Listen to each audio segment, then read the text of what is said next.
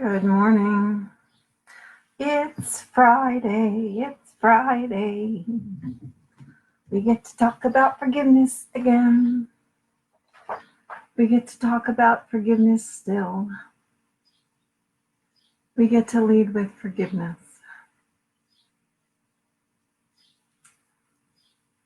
I just almost don't know where to start today.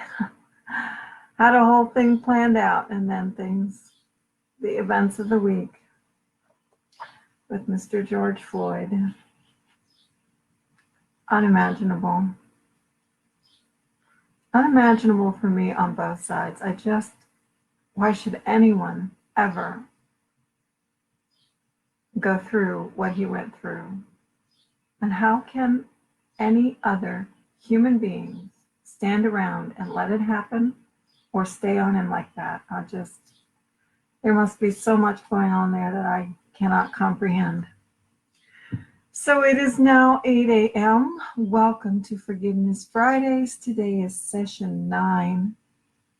Welcome back to this series of meetings aimed at forming a community to support healing the holes in the souls of humanity. This is a slideshow, so I cannot see comments until the end. So please go ahead and post them, and then I can respond after the video ends. I am Sylvia McIntosh, trained by the Fearless Living Institute in Sherman Oaks, California, as both a certified Fearless Life Coach and a certified Fearless Trainer. I also invite you to join the conversation after this at 8:30. We will have a Forgiveness Fridays Zoom chat. You do need the invitation to that, so if you haven't already received it, and it's the same as last week, if you haven't already received it, then leave a comment or send me an email or sign up for my Forgiveness Fridays email so I can send you that link after this is over and you can join us at 8:30. Because I would more than ever love to hear your views on your practice of forgiveness, how it's pertaining to you, and how it pertains to world events and national events. So let's get started. I hope you have pen and paper handy because you're going to need it today. I absolutely believe in the power of collective thought, and that we can all practice focusing thought on positive outcomes for ourselves, our homes, our communities. I am so excited that you are here so we can join together in shifting thought away from fear and blame to greater compassion for ourselves and each other, thereby aiding in healing the world of its many ills, including racism. It starts with individuals. If my world starts with me, and your world starts with you, as we each change our own thoughts and hearts, the effect will radiate, and we can start a butterfly effect of positivity and love through forgiveness. Wouldn't it be great if the media was focused on good events and how we're helping each other? And that was always the leading story and the most important story. And the media could help in spreading love and forgiveness too, instead of hate and blame and anger. Not that we shouldn't be angry about what happened, we should, and still we cannot retaliate in that same vein, or we will make no progress. In the words of the immortal Martin Luther King Jr., returning hate for hate multiplies hate, adding deeper darkness to a night already devoid of stars. Darkness cannot drive out darkness. Only light can do that. Hate cannot drive out hate. Only love can do that. That's my whole premise for this whole series on forgiveness. So for our purposes, let's define forgiveness as the release of an event or comment so it can stay in the past where it really is. Now, I had this slide prepared ahead of time, so yes, forgiveness includes letting go as completely as we can and cutting the string and letting the event fly free. But no, forgiveness does not include letting people off the hook because what they did is no big deal. If what they did is a big deal, we need to find a way to fix it. We need to find a way to reform them. We need to find a way to bring them back to the fold so this event cannot be repeated, whether it's them doing it again, someone who looks like them doing it again, or someone doing it back to them. The whole eye for an eye leaves everybody blind. What would happen if in our schools, our basic teachings were the Constitution and the Bill of Rights, and then all the speeches of Martin Luther King Jr. and the teachings of Gandhi and Nelson Mandela? What if we taught that way? Step number 1 in forgiveness is awareness. This is where we get to begin. When we bring unforgiveness forward by holding a grudge or a hurt, it continues to drain us of energy, keeps us focused on the past, and so we're no longer in the present moment. Forgiveness helps clean or even change the filter of our view of the world and ourselves, and keeps us open to options and possibilities rather than only seeing the obstacles. If racism is a problem, how do we heal it? So where do we begin? What I'd like you to do with your pencil and paper is just make a note of everything you can think of in your life that affects you somehow that needs to be forgiven. Are you mad at your parents or siblings or cousins or classmates for anything? Then friends and family need some forgiving. Are you mad at a boss, a social group, or any organization you used to belong to, or maybe you still do, but you're really guarded in your presence with those people? Are you mad at any politicians or political leaders in any country, anywhere in the world, from hometown officials to national leaders? Or maybe it's the news and other media that you're mad at and frustrated by. How about your daily interactions? Anything happen there that rubs you the wrong way? Maybe rude drivers? You ever yell at other drivers from the solitude of your own car, even though they can't hear you? So there you are, you're all worked up, you're all agitated, you're expending all this negative energy in your car. Why? That's taking the poison, drinking it yourself, hoping someone else will die. You ever complain about rude or incompetent service personnel? How about those people who don't wear masks in public buildings? Or maybe you're mad at the people who are wearing masks and looking daggers at you because you don't need one. Once again, I don't care. It's not important to me what side of any situation, any view you are on. My goal here is, can you see the other side?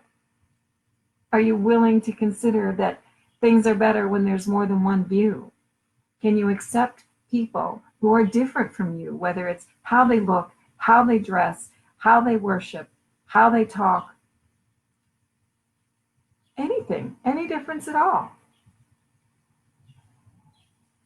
And of course, forgiving yourself. We always have to start with forgiving ourselves.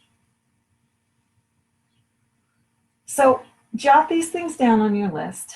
You will find you're constantly adding to it as you cross things off as we progress through these exercises in the coming weeks. So this list will be good for you to track your progress, a record that you are releasing past events. I imagine a few things probably popped into your head as I was talking, and I hope you wrote those things down. When this is over, take the next 10 or 15 minutes and do a brain dump of everything you can think of that still makes you cringe.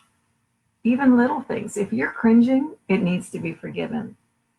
Getting it down on paper can be the first step in getting those clogs out of your filter of the world in which you move.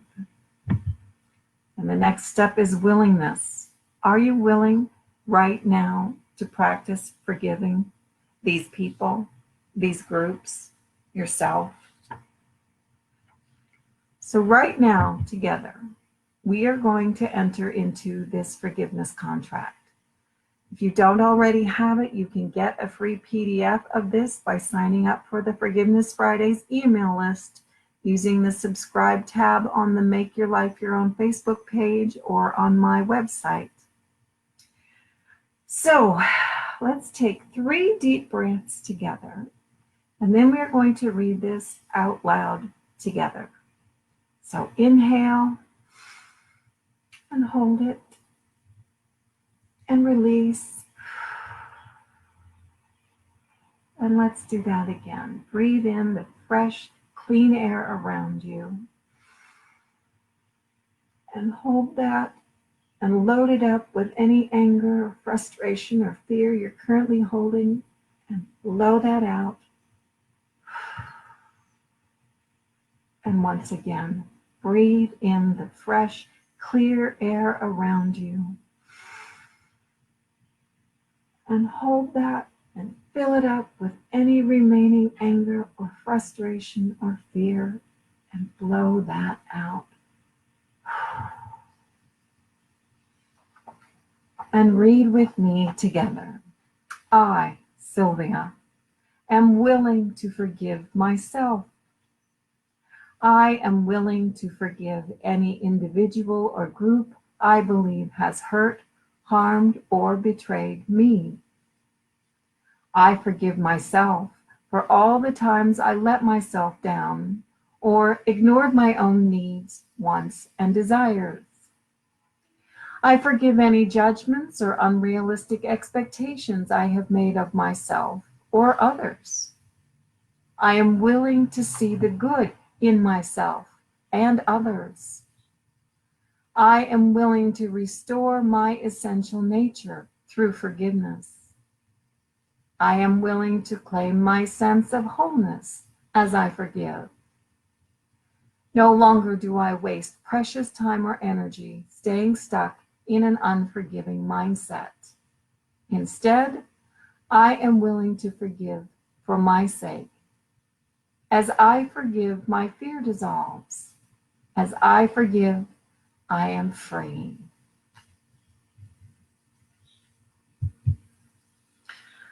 This statement by Martin Luther King says it all for me right now. I have decided to stick with love. Hate is too great a burden to bear. And this fits right in with my effort to practice forgiveness as an ongoing practice rather than an occasional purging. As I see it, here in the USA, we seem largely to have lost our ability to listen to any views in opposition to our own. And at times, I think many of us are prone to jumping to conclusions before we get the whole story. I know I've done that more times than I care to admit. Even among friends, we seem to be losing a willingness to discuss issues once we find out whomever we are talking to supports a person or issue in opposition to who or what we think is right. And our ability to debate issues and listen to opposing views seems to be vanishing.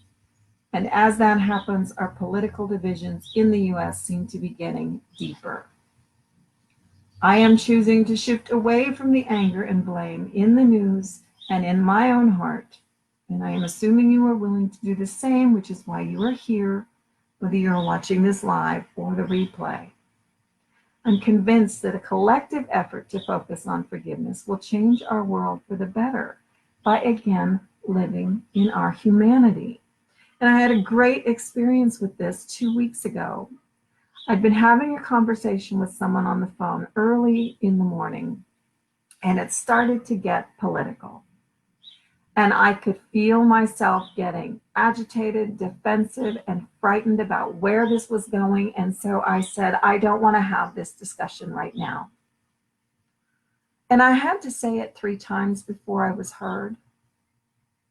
But I did. I kept saying it. I wanted to have the conversation. I knew because of who this person was, I wanted to hear what they had to say, and that I couldn't listen in that moment. And so once they heard me say that, I said, I want to have this conversation, but I need to have it later. Can we talk about this again later? And then we did. We got together in person, we went for a walk, and we talked it all through. And we learned things about each other we wouldn't have learned if I'd shut it down. And the main thing to me is that I learned we weren't as far apart on these issues as I thought we were going to be. So it takes a lot of courage, but I would really love to see a world that is again living by our humanity.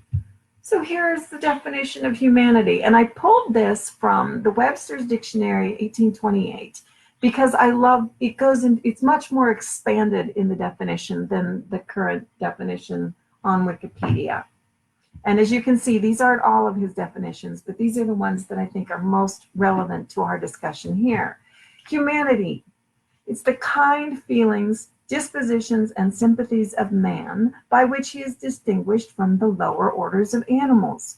Kindness, benevolence, especially a disposition to relieve persons in distress and to treat with tenderness those who are helpless and defenseless, opposed to cruelty. Imagine if every police officer everywhere and every teacher everywhere was 100% into their humanity, willing to help and opposed to cruelty.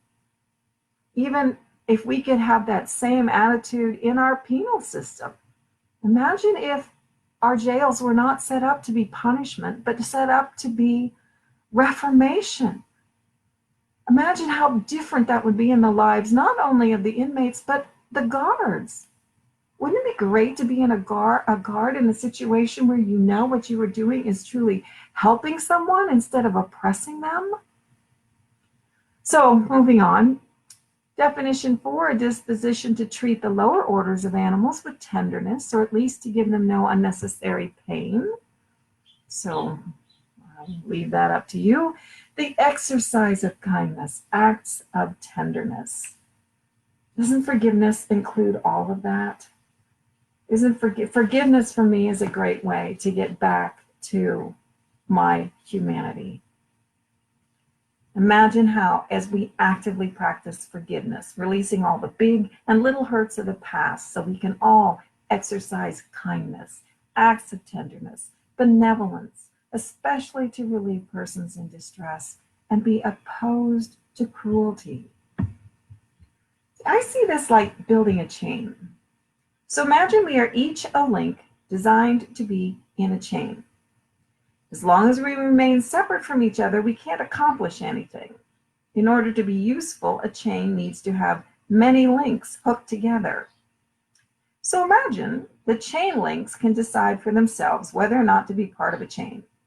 So let's say we need 20 links in order to form a chain for a specific person. So 20 links are pulled out from a box and laid on a table and prepared to join together. Now, just for fun, let's imagine we have 4 sets of links, each set being a different color. And other than color, the links are the same physical makeup, the same size, the same strength. So if that's the case, if all these links are identical except for color, then it won't matter if the chain is made up of all one color joined to all of the next color, etc., until we've all used all the colors. Or if the links are put together in a repeating and consistent pattern. Or if the links are randomly grabbed off the table and hooked up in no particular order. In each and every connection is important, but sequencing is not. Now, where this analogy falls apart is in building a forgiveness chain. There is no minimum number of links needed to start the work. The more who join in, the wider the effect, and yet one person at a time can make a difference with themselves, which will have a positive effect on their family and friends, which can spread to their community, and it just keeps on growing.